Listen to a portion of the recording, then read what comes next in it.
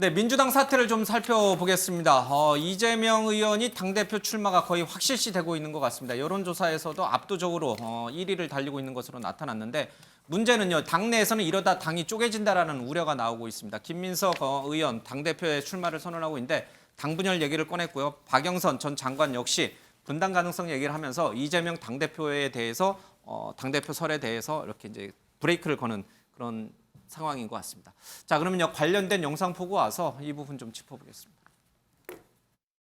이대로 가서 깨질 수 있겠구나라는 표현을 그렇게 과하게 어떤 당의 분열이나 쪼개짐 이렇게 해석하시는 경우를 제가 많이 봤는데, 사실은 처음에는 그것은 이대로 가면 또 우리가 흔히 이야기하는 선거에 깨질 수 있겠구나 하는 것을 포함해서 종합적으로 어려워질 수 있겠구나 하는 것을 표현한 거죠. 사실 문제의 본질은 누가 준비된 강력한 대안이 될 것인가 아니겠습니까? 예, 그렇죠. 그 주연급 배우가 모든 드라마마다 출연하는 것은 아니잖아요. 재선위원들이 한 48명 정도 모였습니다. 네네. 그때 이제 그 한 35명 정도가 이재명도 나오지 말고 홍영표도 나오지 말고 다 나오지 마라. 이런 이제 그 권유를 했다는 얘기를 제가 들었습니다. 예. 그걸 우리 기다려 드려야 될 것 아닌가 하는 생각을 합니다. 이 얘기의 초점은 예. 당이 단합해야 한다. 단합하려면은 우선 이재명 의원이 출마 않는 것이 당의 단합을 위해서는 가장 좋은 선택이다. 지금 단합의 제일 걸림돌이 뭐냐 이걸 이제 묻는다면은 이재명 의원이 출마하면 단합은 무조건 깨진다. 이게 전제가 있거든요. 그래서 이재명 의원이 출마를 않게 되면은 우선 단합되는 형태로 간다. 예, 그러면 제가 우리 네 분에게 또 OX를 여쭙겠습니다. 이재명 의원이 당대표에 출마해야 한다, O, 하지 말아야 된다, X 하겠습니다. 이것도 네 분이 서로 이렇게 방송 들어오기 전에 짰습니까? 제가 이 OX는 거의 지금 즉흥이어가지고 절대 사전에 유출될 수가 없는 건데 미리 짜여진 질문이 전혀 아니기 때문에 즉흥적으로 앵커가 던지는 질문인데 답이 똑같습니다. 아까는 전부 대통령이 바뀌어야 된다 이렇게 얘기를 하고 지금은 이재명 의원이 대표에 출마하면 안 된다 이렇게 얘기를 하는 것 같습니다. 의견들은 다들 비슷할 것 같으니까 아까 발언을 못하신 두 분에게 발언 기회를 좀 드리겠습니다. 먼저 우리 정기남 우리 교수께서는 어떻게? 윤석열 대통령이 국정 운영을 바꿔야 한다고 해서도 오래했잖아요. 예. 자, 지금 집권 여당은 집권 여당의 역할을 방기하고 있습니다. 마찬가지로 민주당은 또 170석의 거대 야당입니다. 제1야당이기도 하고요.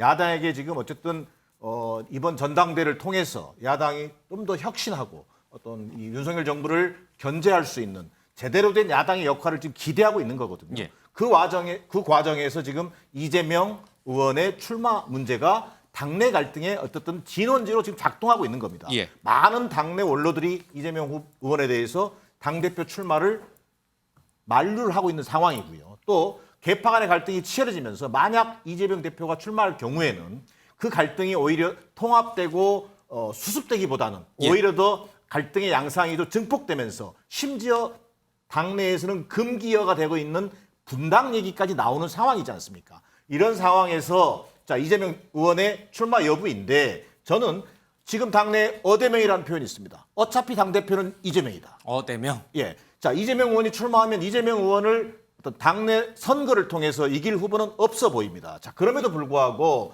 저는 지금 과연 이재명 대표 체제가 정말 민주당으로서 최선이 될 수 있는 것인가에 대한 고민이 필요하다는 겁니다. 결국 당대표가 되면요. 자, 문재인 정부, 그다음에 이재명 수사, 그리고 또 이재명 지키기의 대결 구도로 갈 수밖에 없는 상황이 됩니다. 그러다 보면 자칫 당이 조국 전 장관의 시즌2가 되지 말한 법이 없는 상황입니다.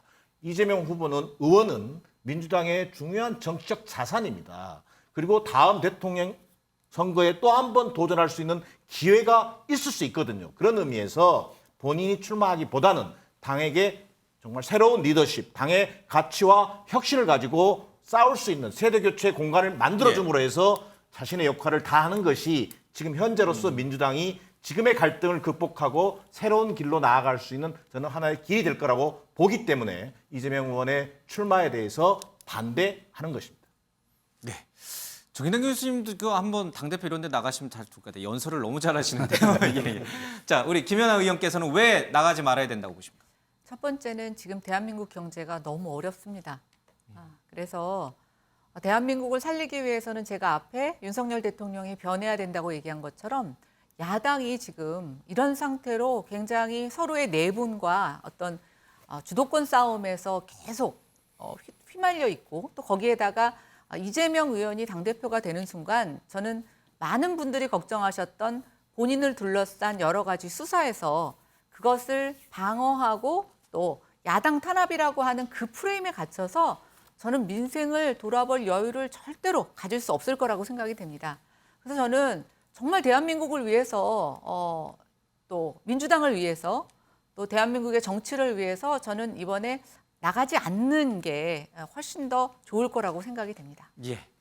자, 이렇게 네 분의 전문 우리 패널들께서는 나가지 말라고 얘기하고 있습니다만은 여론조사상에서는 당대표 출마했을 가능성 또 출마했을 때 당대표가 될 가능성이 여전히 압도적으로 높은 것으로 나타나고 있습니다.